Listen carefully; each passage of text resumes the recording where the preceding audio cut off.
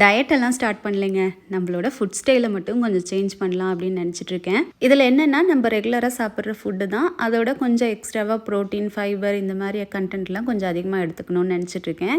இதை வந்து டயட்டுன்னு சொல்ல முடியாது. ஏன்னா டயட்டுன்னு போயிட்டோன்னு வச்சுக்கோங்களேன், எனக்கு ஒரு சாப்பாடு சமைக்கணும், அப்புறம் வீட்டில் இருக்கிறவங்களுக்கு அவங்களுக்கு தனியாக சமைக்கணும். இது வந்து லாங் டைமாக வந்து என்னால் கொண்டு போக முடியாது. ஒரு சில சமயத்தில் வந்து எனக்கே சலுப்பாயிடும், என்னடா 2 சமையல் சமைக்கணுமே அப்படின்ட்டு. அதனால் வந்து வீட்டில் இருக்கிற எல்லாருமே சாப்பிட்ற மாதிரி ஒரே ஃபுட்டாக கொஞ்சம் வெரைட்டியாக நல்ல சத்தானதாக சமைக்கணும் அப்படின்னு நினச்சிட்ருக்கேன்.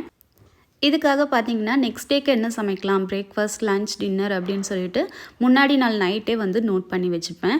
எனக்கு பார்த்திங்கன்னா இந்த மாதிரி பிளான் பண்ணுறது வந்து பிடிச்சிருக்கு. ஏன்னா நெக்ஸ்ட் டேக்கு என்ன சமைக்கிறோம் அப்படின்றது பிளான் பண்ணிட்டோன்னு வச்சுக்கோங்களேன், அது கண்டிப்பாக அந்த நாளைக்கு சமைச்சிடுவோம்.